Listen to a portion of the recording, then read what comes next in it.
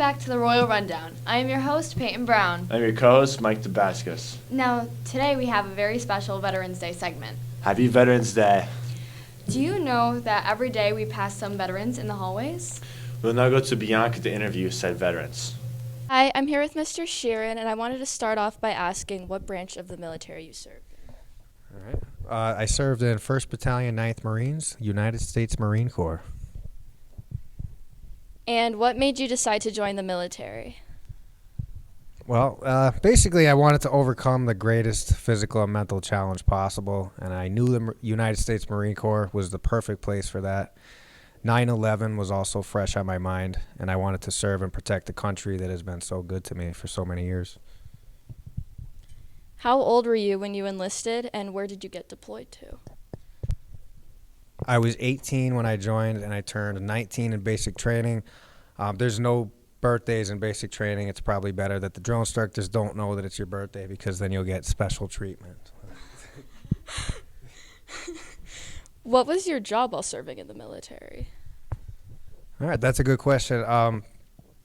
So I was deployed to Ramadi, Iraq in 2008. I was a part of Weapons East Team 2 in the center of the city. We set up our own perimeter in an abandoned warehouse and conducted mounted and foot patrols. When not on foot patrol, we served behind machine gun posts and entry control posts. In our free time, we were able to sleep, eat, and work out. My second deployment was 2010. I was part of the 24th Marine Expeditionary Unit. I served as a fire team leader and assisted in the Haiti earthquake and trained in Africa and Kuwait. We were on standby for any global conflicts. And how did you imagine military life was going to be like before serving, and was it anything like you had planned?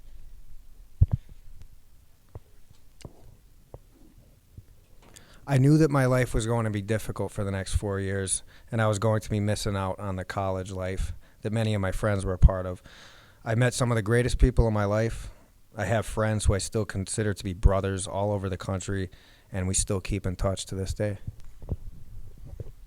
And final question, what was your first few months out of the service like? Well, when I came home from combat, I was relieved, obviously. I was also depressed and a little angry. I felt misunderstood. The transition to civilian life took years to perfect, but I had people, family, friends, and loved ones that were in my corner. So here we are. Thank you for sharing, and thank you for your service, Mr. Sheeran. Hi, I'm here with Mr. Kronosky, and I wanted to ask you a few questions.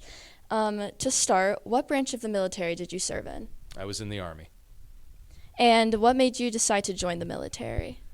My family has a history of being in the service. My grandfather served in World War II. My father served during Vietnam. And it was just something that I felt was a needed thing, since at the time when I joined, we were in the midst of the global war on terrorism. And how old were you when you enlisted? I was actually older than the typical enlistee. I was 25. Okay. And where did you get deployed to? I was deployed to Iraq. And what was basic training like for you?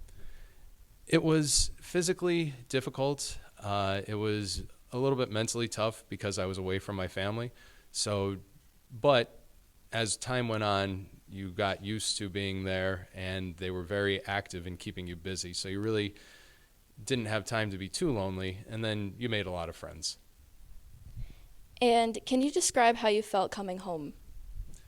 Relieved and happy, and also a little bit disappointed in the sense that I went from doing really, really interesting stuff to just kind of getting back used to civilian life. But the transition took a little bit of time, but overall it was a good thing to be home. And final question, how did you tell your family and friends that you were joining the military? Well, since I was older, I was already married, and my wife and we talked about it, and I said this is just something that I would like to do, and I think it was a necessary thing at the time, and she was supportive, and that was it. So. Good. Thank you so much for your time, and thank you for your service. You're welcome. Thank you. Thank you to all the veterans who have served our country. Thank you all for watching.